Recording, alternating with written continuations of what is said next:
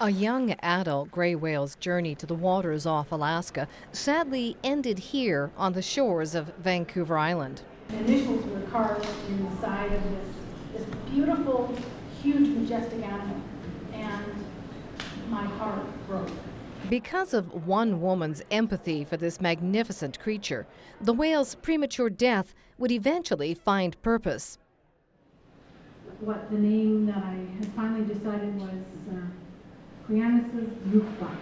That name is my name, Quianitsa, and Yuchba, which is my brother's name. And my name means queen, and my brother's name means firstborn. So this is the queen's firstborn. The gray whale skeleton has become the centerpiece installation at Vancouver Island University's Deep Bay Marine Field Station. Yeah, long ago when we envisioned the Deep Bay Marine Field Station, we thought of it as a science center on the edge of an important shellfish rearing area to engage the public about all things marine and what they can do to encourage a healthy marine ecosystem. And part of that is every creature in the ocean. And when Sharon saw the dead whale on the rocks at Beecher Bay on that cold March day in 2010, she was disturbed by what she was witnessing. I was very upset about what was happening to the whale, how he was being treated. I had immediately had a connection to him, and I was very, very, very saddened, and I couldn't let what was happening to him carry on. And I knew I could do something about it. She went to her brother, chief of the Chiana First Nation, and told him she was going to have the 20-ton gray whale buried on their land. Things kind of fell together with it coming to Deep Bay Field Station. As it turned out, the chief was meeting with someone from the Department of Fisheries and Oceans who knew Brian Kingset, the manager at the Deep Bay Field Station, wanted a whale skeleton.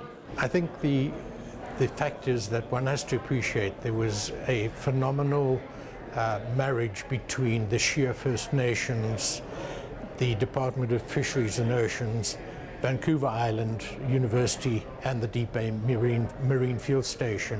And had that not occurred, the whale would never have ended up here. 4 years after the whale was buried, the bones were carefully exhumed, laid out in sequence, numbered and packed into a shipping container, and brought to Deep Bay, where over the next 8 or so months, volunteers under expert guidance meticulously cleaned and put the bones together. it was an extraordinary effort by volunteers, and we so appreciate their commitment.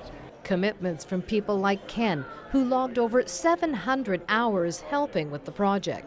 It sounds quick when you say we're going to clean up the bones, but in fact there are a number of steps and it's very time consuming. I feel like his journey's come to an end, that he's in the right place. For some reason, I went to the beach that day. There was a meaning and a purpose to what I did. There was a meaning and a purpose to what Brian did, and now he has a purpose to his death, which is going to be teaching kids, and I got to leave a legacy throughout my family and through Beecher Bay. The 10-meter-long gray whale skeleton was officially revealed to invited guests during a special ceremony and is now on permanent display. For Go on Shaw TV, I'm Annette Lucas.